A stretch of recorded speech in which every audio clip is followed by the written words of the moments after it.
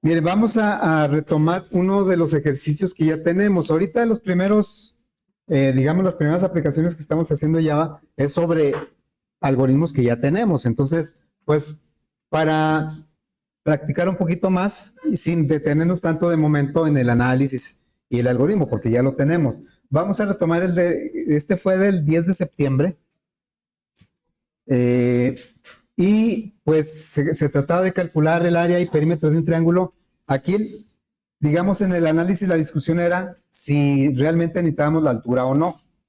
Dijimos que la base no, bueno, para el perímetro los tres lados, pero para el área, como estamos muy acostumbrados a la fórmula base por altura entre dos, decíamos, necesitamos la base y la altura, pero la base no porque es cualquiera de los tres lados, entonces ya no habría que pedirlo. Y analizamos si la altura era necesaria pedirla, y bueno, ya después de platicarlo un poquito, llegamos a la conclusión que no, porque hay una fórmula que nos permite calcular el área de un triángulo a partir de sus tres lados. Entonces, con tres lados es suficiente para calcular área y perímetro. Y tenemos aquí pues un ejemplo. Esto nos va a servir a la hora de que, pero no, ¿dónde está el área? Vamos a ver, ¿dónde quedó el área? Viene siendo este. No guardé dónde está el área. Nadie lo tiene anotado. Pues, aquí está, ¿verdad? Es esta. Es que como que esta parte no la copié. Bueno, entonces esta lo voy a poner. Voy a ir hasta el final. La voy a poner por aquí. Si son los mismos lados, 38, 33.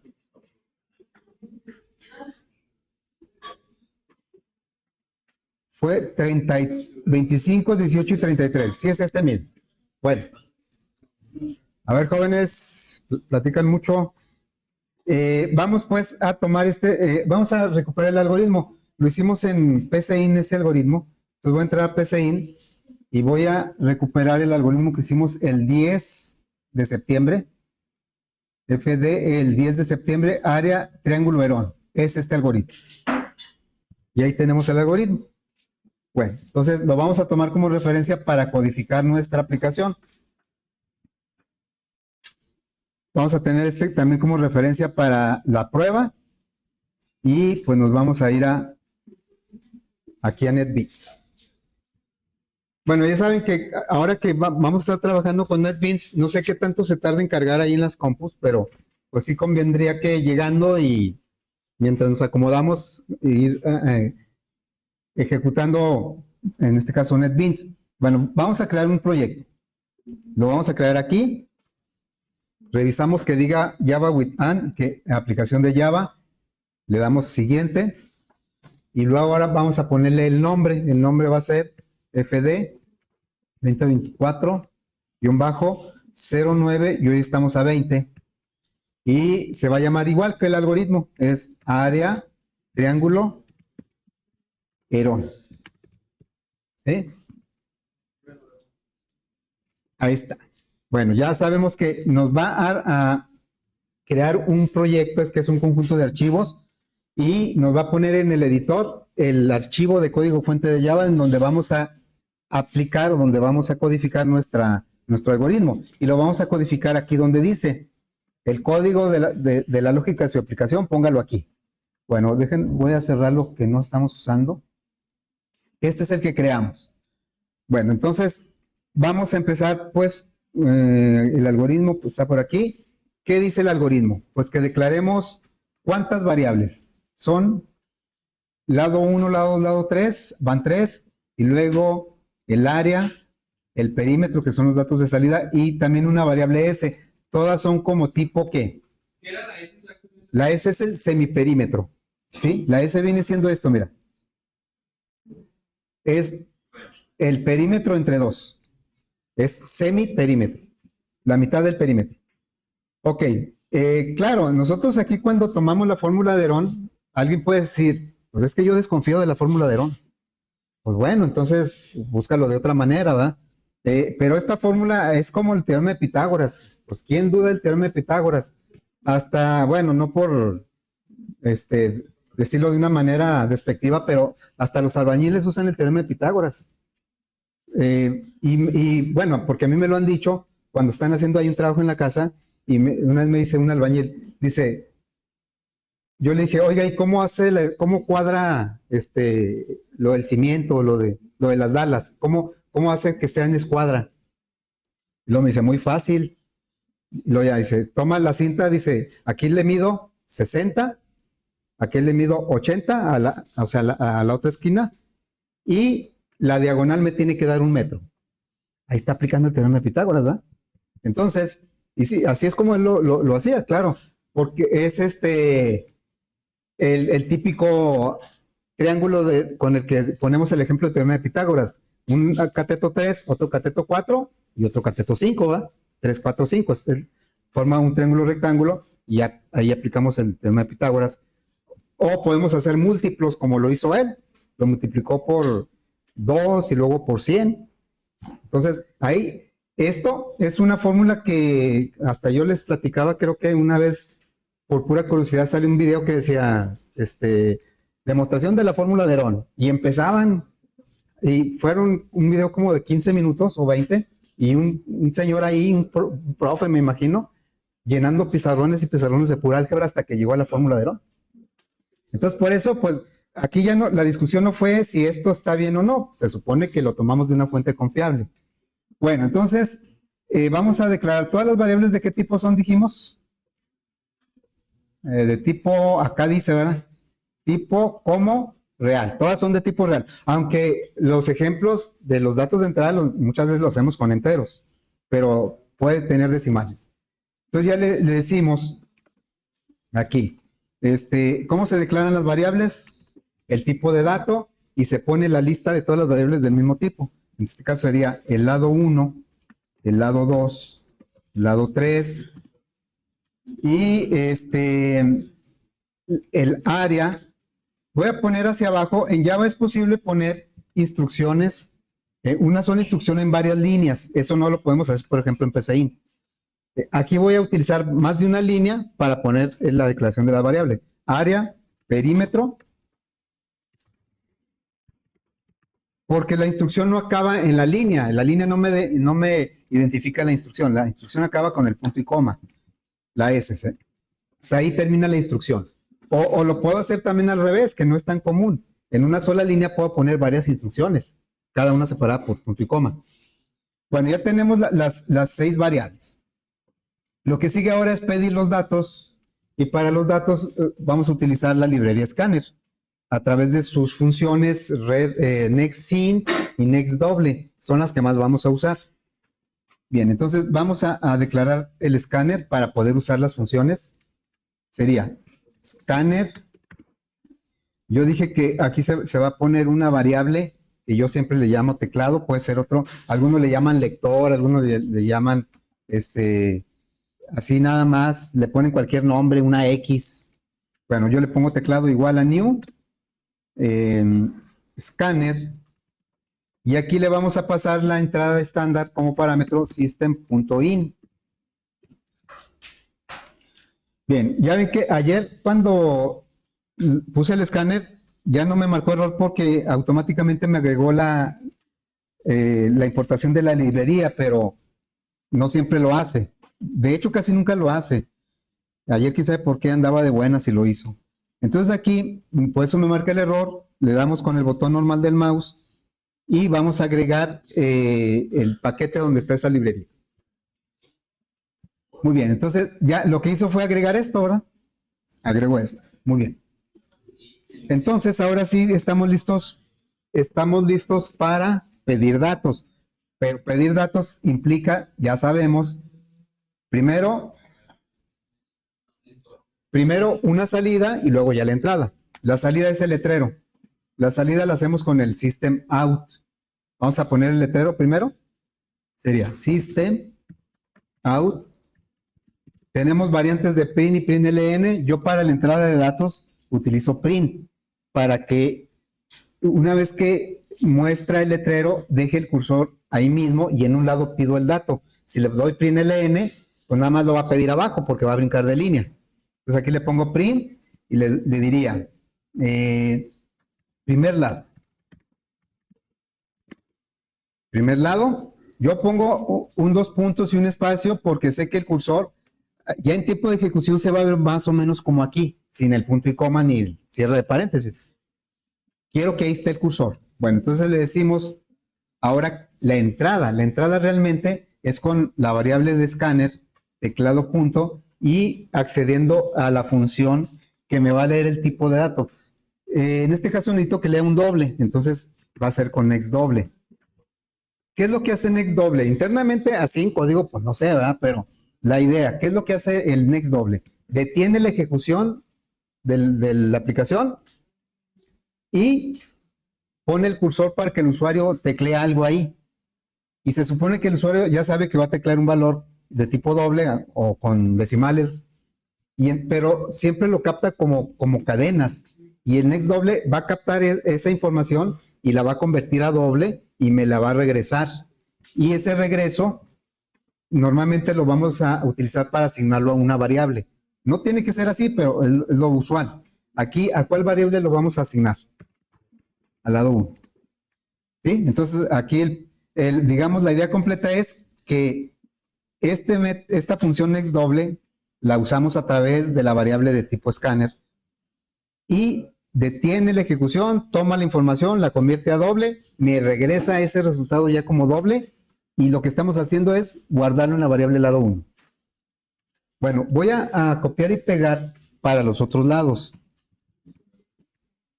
Hay que tener mucho cuidado con el copiar y pegar, porque el copiar y pegar a veces nos confiamos y no hacemos las modificaciones adecuadas y el problema es que muchas veces no nos va a marcar error, sino que va a ser algún dato voy a tomar mal, algo voy a hacer mal y no me doy cuenta.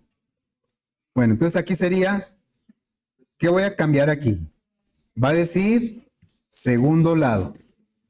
¿Y qué pasaría si le dejo lado 1 aquí? Que el lado 1 que se había leído se va a perder y voy a guardar el nuevo valor, pero otra vez en lado 1. Entonces se va a perder el lado 1 y el lado 2 no va a tener ningún valor. Bueno, entonces aquí es lado 2 y aquí sería tercer lado. Tercer lado sería lado 3. Ahí está. Y ya tenemos los 3 datos de entrada.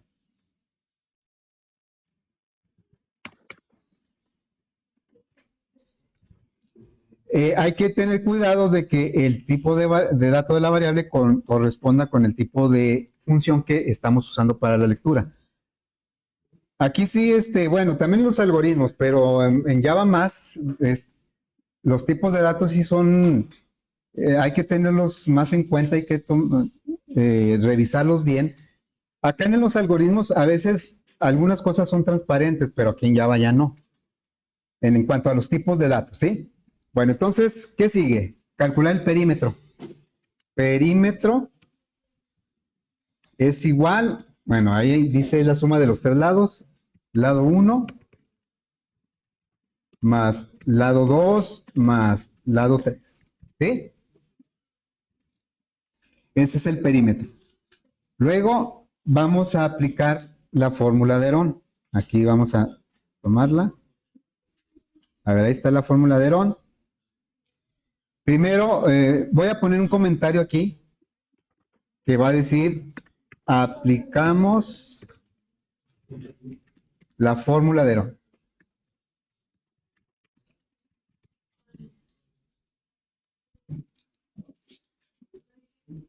Luego, antes de aplicar directamente la fórmula hay que calcular la S, ¿verdad? La S, ¿cómo se calcula? Dice aquí que es el perímetro entre 2 y está bien porque si vemos el análisis, la S es la suma de los 3 lados entre 2. Por eso se llama S, es semiperímetro. Semi quiere decir la mitad. Bueno, entonces aquí sería perímetro entre 2. Cada instrucción termina en punto y coma. Luego viene el cálculo ya del área con la fórmula de Herón. ¿Cómo sería? Es área, Y aquí es donde vamos a aplicar lo que les encargué de tarea, ¿va? Les dije que revisaran una librería o una clase que contiene las funciones matemáticas de Java, las básicas, ¿verdad? ¿Cuál librería es? ¿Se acuerdan? Se llama Math, ¿verdad? Math. Vean cómo todas las librerías empiezan con mayúscula. Son estándares, ¿eh? Bueno, Math, y luego le ponemos punto para acceder a todas las funciones que tiene Math. Yo les pedí que pusieran las principales. Hay algunos que pusieron muchas, ¿verdad? Otros que nada más así las platicaron. Las más usuales para nosotros van a ser, pues la raíz cuadrada, la potencia, las funciones trigonométricas y algunas otras que van a ir apareciendo por ahí. Muchas no las vamos a usar. Bueno, entonces, ¿cuál es la función? Aquí tenemos la lista de funciones, son muchas. ¿Por qué decimos, cómo las identificamos que es una función? Bueno, en primer lugar, porque tienen paréntesis. Sintácticamente, tienen paréntesis. Y ya dijimos, si tiene paréntesis es que es una función. Y lo que está entre esos paréntesis son los parámetros de la función. ¿Qué son los parámetros? Los datos que necesita la función para regresar el resultado que le pedimos. Si yo quiero elevar a una potencia, por ejemplo, aquí tenemos la función POW. La función POW es la potencia. Me va a pedir dos parámetros, la base y el exponente. Los dos de tipo doble y me va a regresar un valor de tipo doble. Realmente casi todas las funciones tienen parámetros, o todas. Creo que hay una. A ver, una es la random. Random es una función que no tiene parámetros. Porque, ¿qué hace random? Pues me regresa un número aleatorio entre 0 y menor que 1. Por eso no necesita ninguna información. Y como no requiere, y así vamos a tener, así muchas, nos vamos a topar con muchas funciones que no requieren parámetros, pero la mayoría sí lo va a requerir. Bueno, ¿cuál función me calcula la raíz cuadrada? ¿Se acuerdan? ¿La vieron por ahí? SQRT. SQRT es igual, es como la usamos en Flowgorim. En ese sentido, Flowgorim sí es más parecido a Java que PCIN, porque Flowgorim inclusive en los operadores dice tipo C y tipo BASIC. Entonces, por eso muchos operadores y funciones los tiene igual que Java. Muy bien, entonces, ¿qué me pide SQRT? Me pide un valor de tipo doble, uno solo. Y me regresa un resultado de tipo doble, ¿sí? Bueno, ¿y qué le vamos a pasar nosotros aquí? Le vamos a pasar una expresión. Si la función SQRT me pide un parámetro, ese parámetro puede ser una constante. Yo le puedo decir SQRT de 100 y me va a regresar un 10. O le puedo decir SQRT de A cuando la A vale 400 y me va a regresar 20. ¿Sí? O le puedo pasar toda una expresión en cualquier parámetro, no solo SQRT. Cualquier parámetro, si me pide un valor de tipo doble, puede ser una constante, una sola variable o una expresión cuyo resultado me dé un tipo doble. Entonces aquí, por eso, le vamos a pasar una expresión, la fórmula de Herón, que al final el resultado es un doble. Entonces va a recibir nada más un valor, el que está solicitando. ¿Cómo sería aquí? S por cuánto. Por la resta de S menos A, dice la fórmula de Herón, pero para nosotros la A es el lado 1. Y así, hay que expresar todas las operaciones, por eso los asteriscos, ¿verdad?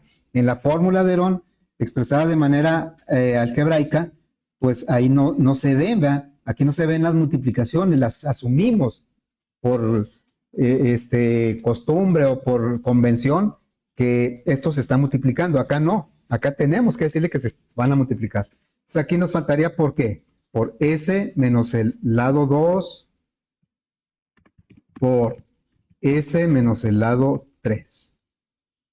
Y así quedaría.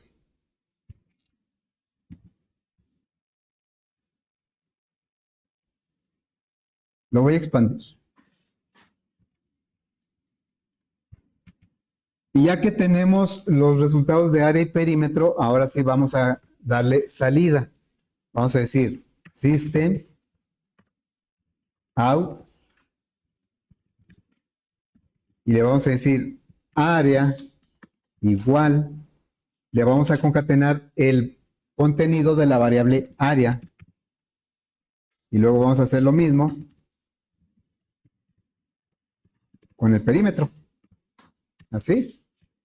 Perímetro igual. Así quedaría, ¿verdad? Y bueno, lo que nos falta ahora es probarlo. Por eso ya tenemos datos de prueba. Voy a... Aquí los tenemos. Es el... A ver. Dijimos que los datos de prueba son 18, 25, 18 y 33. Vamos a probar con esto. 25, 18 y 33, ¿sí? Entonces lo ejecutamos. Aquí le damos play. Lo que va a hacer, fíjense, ¿en qué momento se guardan el archivo de código fuente? Bueno, puede ser en cualquier momento. Yo le doy clic a este botoncito que trae dos discos indicando que son varios archivos los que se van a grabar. O me puedo esperar hasta que lo ejecute. Cuando lo ejecuto, automáticamente se graba. Miren, si le damos aquí, ya lo grabó. Entonces, primero lo graba y luego ya lo ejecuta. Eso porque así está configurado de inicio el NetBeans cuando lo instalamos por default. Podemos cambiar esa configuración, pero yo creo que sí conviene. Pero también hay que recordar que no lo graba hasta que lo ejecuta. A veces estamos haciendo un código y nos tardamos ahí 2-3 horas sin haber ejecutado porque todavía no lo podemos probar. Y luego se nos olvida grabarlo y pues no lo va a grabar. Y si se va la luz o se traba la compu o lo que sea, tal vez perdamos ese código, ¿no? Entonces hay que estar nada más al pendiente. Primer lado, 25. Segundo lado, 18. Y tercer lado, 33. Aquí está la consola virtual de NetBeans. Y aquí me da, dice que el perímetro pues es 76, es la suma de los tres. Pero el área la tenemos por acá, ¿no? Es más, aquí se ve. Acá dice 222.26. Bueno, además que así, ¿verdad? ¿Por qué está señalando eso? Aquí está calculada el área ya con los datos y me dio 200, no sé aquí por qué está haciendo eso. Ok, 222.26. Tenemos otro, podemos probar con otros datos. Tenemos un ejercicio de un triángulo equilátero. El triángulo equilátero, los tres lados valen lo mismo. Lo hicimos con la lógica de que los tres lados valen lo mismo. Pero, a ver, vamos a ver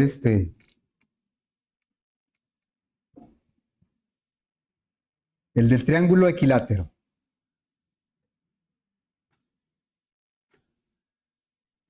Yo creo que debe ser ¿no? De un triángulo equilátero. Bueno, entonces, nosotros lo hicimos considerando que el triángulo iba a ser equilátero, pero podemos probar con para ver si nos dan los mismos resultados. Aquí pusimos como ejemplo un lado de 10 y me dio un perímetro de 30, 10 por 3 son 30 y un área de 43.3. Pues vamos a probar acá, nada más que le vamos a decir pues que los tres lados valen lo mismo. Entonces lo ejecutamos y le decimos 10, 10 y 10. Y aquí está el resultado. El perímetro 30, el área 43.3. O sea, sí nos da lo mismo, ¿verdad? Muy bien, bueno. ¿Alguna duda de este ejercicio? Ya tenemos el completo. Si me dicen, ahora, ¿qué le vas a entregar al usuario? ¿Se acuerdan qué hicimos para entregarle al usuario? Tenemos que generar el ejecutable. Le damos a este martillito con escoba que es build and clean and build, o sea, borra y construye todo. Me genera el ejecutable extensión .jar en la carpeta dist y ese es el que le voy a entregar al usuario. ¿Sí? Bueno, vamos a desarrollar otro ejercicio. Si alguien tiene dudas, problemas, que no salió, sale error, me dice por favor. Bueno, entonces voy a tomar ahora el ejercicio de este ejercicio, de las cajas y las botellas, ¿sí? Del viernes pasado. Entonces, aquí, así recordando rápidamente, nos dan una cantidad de botellas y una capacidad de cada caja, y lo que nos preguntan es cuántas cajas se completaron y cuántas botellas sobraron, o que no se completó la caja. Y ahí es donde aplicamos los conceptos de DIP y MOD. Decíamos que una división normal en la calculadora nos da con decimales, pero si aplicamos división entera, nos da sin decimales, que es lo que queríamos aquí, en este caso. Hay que averiguar en el lenguaje cómo trabaja el DIP y el MOD. Ya lo hicimos en PCI, lo hicimos en Flowgorit. Entonces voy a abrir pues en Flowgorit el algoritmo. Lo hicimos el 13 de... No está por aquí, no está. Lo abrimos. Fue el 13 de septiembre. Aquí está, cajas, botellas del 13 de septiembre. Bueno, entonces ya ese es nuestro algoritmo. Ahora, las variables ¿de qué tipo son? Son enteras, aquí lo dice, el algoritmo lo dice. Ok, entonces vamos a empezar. Voy a dejar ese proyecto ahí y voy a crear otro, ¿sí? Vamos a crear otro proyecto. Este proyecto se va a llamar Cajas Botellas, FD 2024-09-20, Cajas Botellas. Ya, tengo ahorita dos archivos de código fuente que pertenecen a diferentes proyectos. Bueno, aquí está. Fíjense, antes de mostrar o de empezar a codificar este algoritmo, vamos a averiguar las constantes que maneja Java. Fíjense. A ver. Si yo invoco la librería mat, ¿por qué no tuve que agregarla? A diferencia de Scanner, que sí me pidió que la tenía que agregar. Bueno, porque yo les decía que un proyecto cuando es creado va a traer por default ya ciertas librerías básicas. Entre ellas está mat, está system, hay, bueno, y otras que no son tan, digamos, tan comunes. Ya decidimos nosotros usarlas y hay que agregar la librería. Bueno, si yo le pongo punto aquí, ¿por qué las tres primeras no traen paréntesis? Están muy diferentes las tres primeras líneas. ¿Por qué? O sea, ni están en negrito, ni traen paréntesis. Sí regresan algo, porque son constantes, ¿verdad? Acuérdense que en Java por estándar las constantes se les pone el nombre con puras mayúsculas. Ahora, el pi, creo que todos sabemos de qué se trata, ¿no? Pi. ¿Y cuántos decimales de pi no sabemos? En primaria nos enseñaron 3.14. Y luego después, 3.1416. Y luego, ¿cuántas más nos acordamos? Yo me acuerdo como 6. 3.141592.6. ¿Sí? Pero ¿cuántos decimales tiene pi? Pues tiene infinito, ¿no? Ok. Pero sí nos damos una idea de cuánto vale pi. ¿Cuánto vale E? 2.71. Yo hasta ahí me sé. ¿Cuánto vale tau? ¿Quién sabe qué será eso? Bueno, yo tampoco he usado esa constante. Apareció en JSDK recientes, Antes nada más aparecía pi y E. Bueno, vamos a averiguar cuánto vale, ¿no? Vamos, miren, lo que voy a hacer es lo siguiente. Antes de empezar el código, digo, no tiene nada que ver con el de cajas botellas. Voy a poner aquí una salida que me diga cuánto vale cada constante. Le voy a decir así. Pi es igual. Y le voy a decir a mat que me diga cuánto vale pi. Entonces, accedo a la constante pi y ya, ¿verdad? Y lo mismo voy a hacer con... ¿Y qué viene siendo la E? O sea, si es 2.71, pero ¿qué es? Porque ya sabemos que pi es las veces que cabe el diámetro en la circunferencia. Cabe 3.14 veces. Eso es pi. Pero, ¿quién sabe, va? System out print ln y vamos a decirle A ver, ¿cuánto vale E? Es igual y le vamos a concatenar, le vamos a pedir a Matt que nos dé el valor de la E. Y vamos a ver el mentado tau que no conocemos, system. Fíjense que a un alumno sí me dijo algo acerca de tau y lo único que me acuerdo que me dijo es que es como el doble de pi. Y me dijo para qué lo usó. Bueno, key system out, print, ln, vamos a decirle tau, así es, ¿verdad? Es igual, y le digo más mat.tau,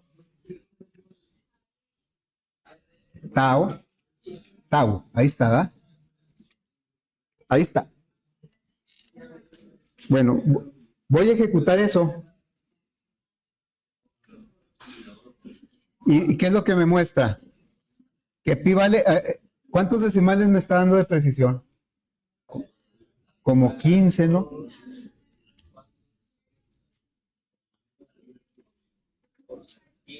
Como 15 decimales, ¿verdad? Bueno, pues, o sea, para cálculos así normalitos está bastante bien, ¿no? En las calculadoras nos da 8, 10 decimales, ¿sí? Aquí viene el valor de E, y vean cómo tau sí es como el doble de pi. Habría que averiguar para qué se usa tau, ¿verdad? Digo, si es exactamente el doble, pues como que no tiene mucho sentido, ¿no? Pero bueno. Bueno, nadie me dijo qué quiere decir la E. Vale eso que dice ahí, pero ¿qué quiere decir la E? En su calculadora viene una tecla que dice E a la X, ¿sí? Y E a la X viene siendo este valor elevado a una potencia. ¿Pero qué significa? Bueno, la E es la base del logaritmo natural. Base, cuando ustedes ven un logaritmo, algo de logaritmo, ¿no? Por ahí se acuerdan algo de logaritmos. Normalmente el que más entendemos es el del base 10. Por ejemplo, decimos, ¿cuál es el logaritmo base 10 de 1000? ¿Cuál es? Es el ejemplo típico. El logaritmo base 10 de 1000. Ah, es 3, porque la base que es 10 a la 3 me da 1000. ¿Sí? Bueno, cuando queramos sacar el logaritmo natural, la base no es 10, la base es E, 2.71. ¿Sí? Y se usa para muchos cálculos. En algún momento tal vez lo vamos a usar. Y tau creo que sí, sí no lo vamos a usar. Bueno, nada más quería ver la precisión de las constantes. Cuando nosotros pongamos mat.pi, pues es como si hubiéramos puesto 3.14 y todo lo que dice ahí. Bien, como este código no lo voy a usar, no tiene nada que ver con las cajas y botellas, pero no lo quiero perder, entonces vamos a comentarlo. Es algo que se usa bastante en código, en codificación, de que un código quiero que temporalmente no se esté ejecutando, pero no lo quiero perder por alguna razón. Entonces lo comentamos. Aquí tenemos dos botoncitos que nos permiten hacerlo eso más rápido. Si le doy a este botoncito, va a comentar los tres. O sea, lo señalo, los renglones, y luego los va a comentar. Si pongo este de acá, les va a quitar el comentario. Este pone el comentario, este lo quita. ¿Sí? Ah, pero si yo sí lo quiero quitar, ¿verdad? Entonces lo voy a quitar. Más bien voy a dejar el comentario para que eso no lo ejecute. No tiene nada que ver con lo que vamos a hacer. Ahí va a quedar. Bueno, vamos ahora sí a nuestro otro problema, al algoritmo de las cajas botellas. Todas las variables son de tipo entero. ¿Cómo se define un entero? ¿Cuál es el nombre de un entero? Int, ¿verdad? Perdón, Java maneja 4 tipos de enteros primitivos. Maneja el byte, el short, el int y el long. Son 4 tipos de enteros. Pero mientras no tengamos una buena razón, pues vamos a usarlo. El int es el estándar, el int. Int va a decir cantidad botellas. Y luego, ¿qué más? Capacidad de la caja. Todas son de tipo entero. Lo voy a hacer abajo. Botellas sueltas. Y cajas completas.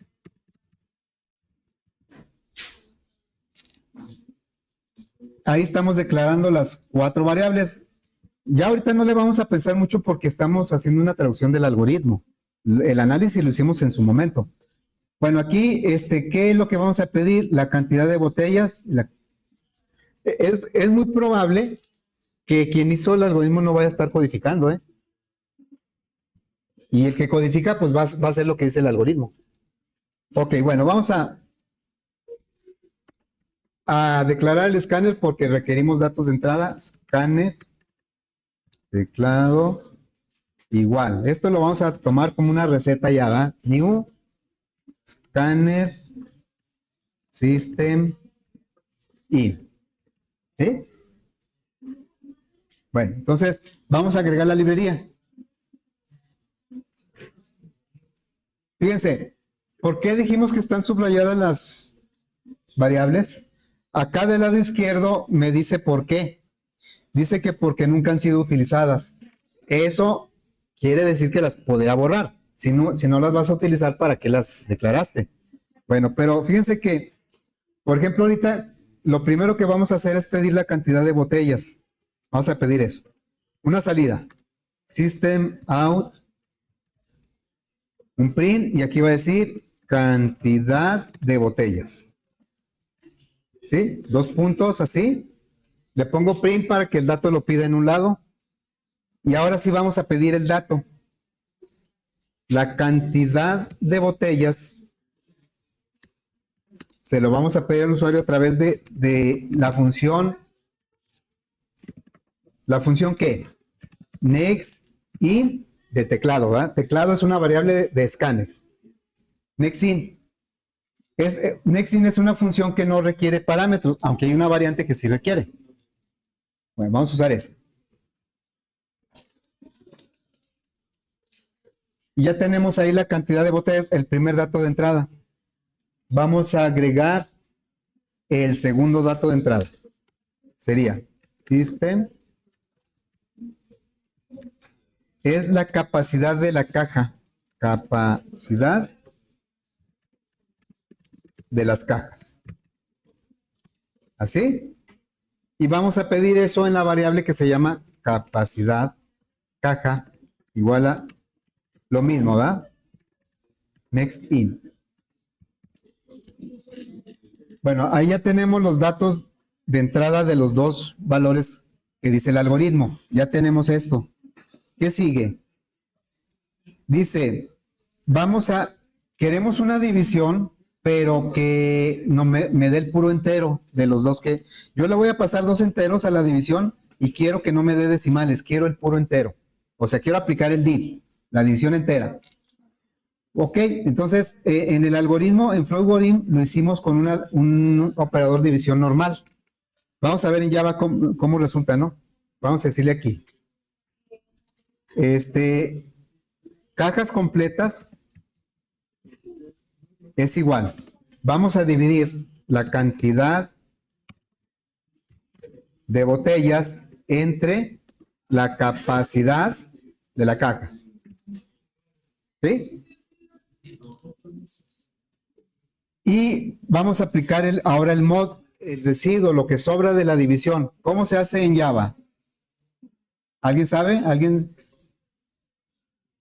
Bueno, yo había dicho hace rato que Flowgorim se parece mucho a Java en los operadores, porque los toma igual. Entonces, si en Flowgorim el mod es con el porcentaje, pues en Java también. Entonces vamos a aplicar aquí el porcentaje. Son las mismas variables, pero al ponerle el porcentaje no me va a dar el resultado de la división, sino lo que sobra. Es el mod. Entonces vamos a ponerle aquí botellas sueltas es igual a cantidad de botellas mod capacidad de las cajas. Sí estoy seguro que es el mod. Lo que vamos a averiguar ahorita es si la división me da el div. Si me da decimales, no me está dando el div. Bueno, entonces ya tenemos las operaciones aquí. Ahora vamos a darle salida. Lo hicimos en una sola salida. Lo voy a hacer igual aquí. A ver, lo voy a hacer en una sola salida. Sería system out print, aquí sí voy a usar print ln. Bueno, como la salida va a ser la concatenación de mensajes con variables, lo voy a ir haciendo hacia abajo para que se aprecie. Entonces sería, se completaron un espacio para que no quede pegado. Le voy a concatenar una variable que se va a llamar cajas completas. Le vamos a concatenar ahora un letrero, porque ahí diría, se completaron 23, nada más así diría. Pero quiero que diga cajas, por eso hay que agregarle la cadena cajas. Aquí sería cajas y quedaron así, más, y le vamos a concatenar ahora la variable botellas sueltas. ¿Sí?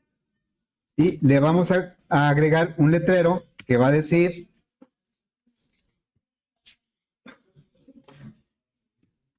aquí botellas sueltas. Lo que está entre comillas es una cadena que va a mostrar tal cual sin las comillas. A ver, así es.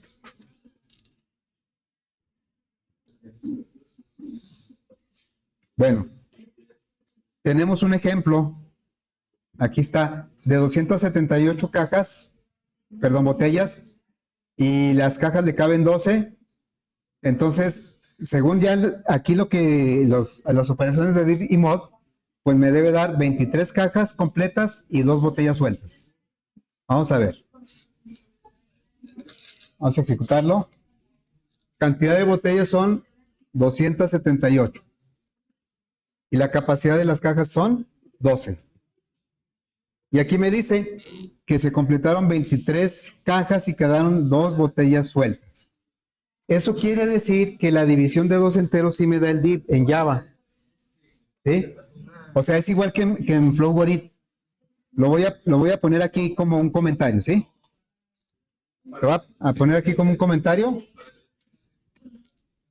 Si tanto numerador como denominador son enteros, el resultado de la división es un entero.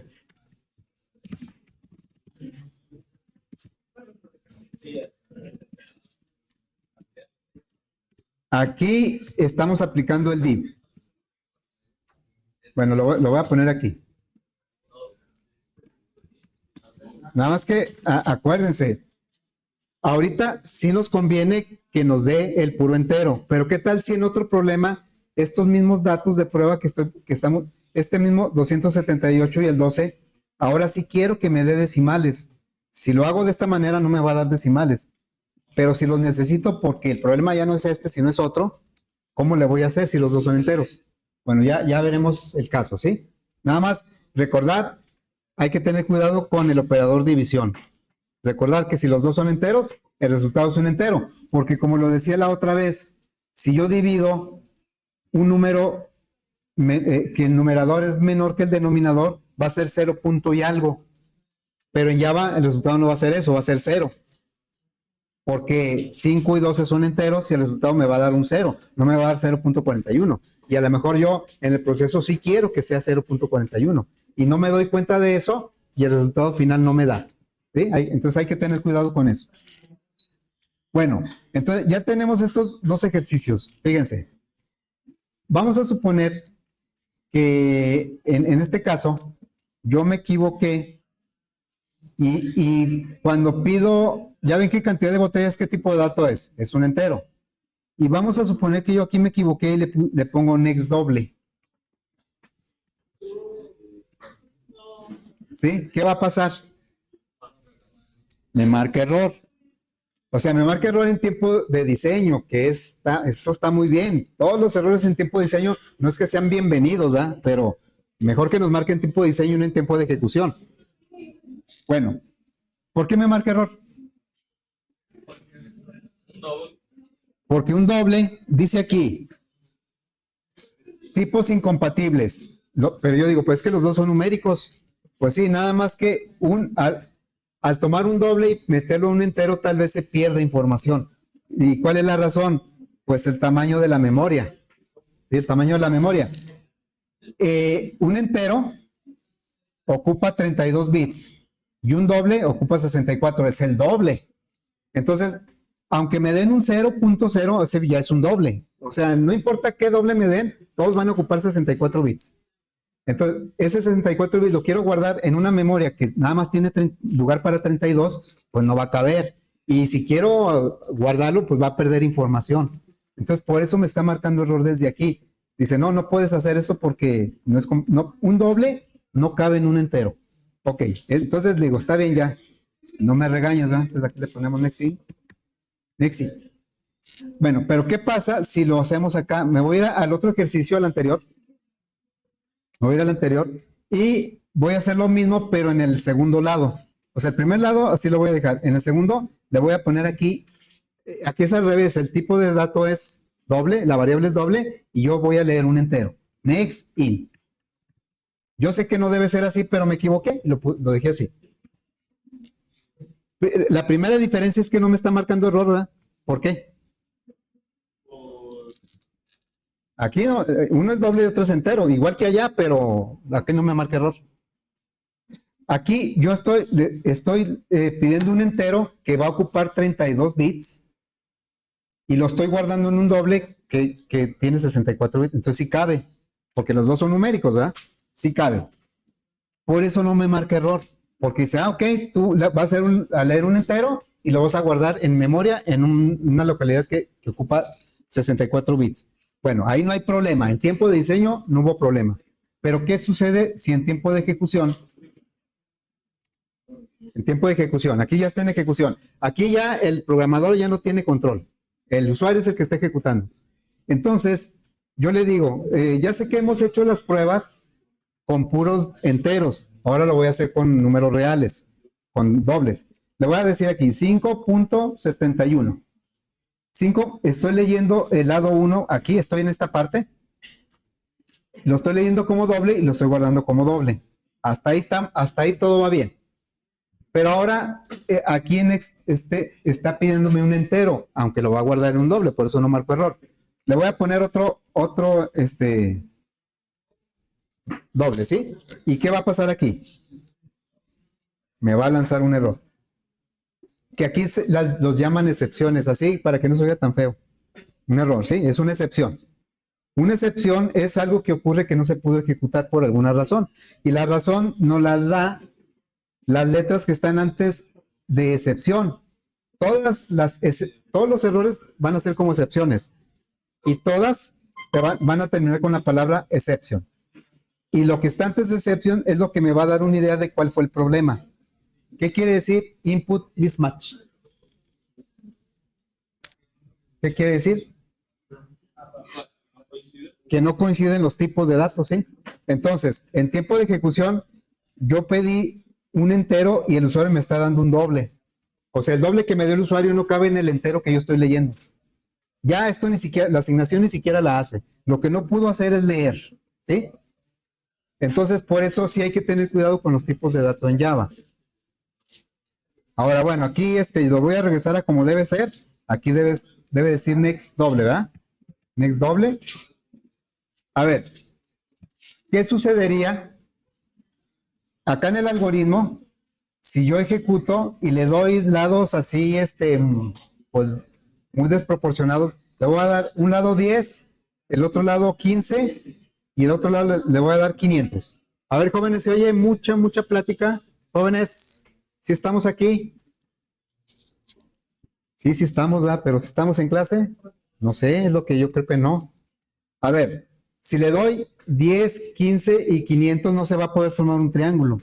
Y aquí me dice que no porque al querer sacar la raíz cuadrada resultó un número negativo y ya.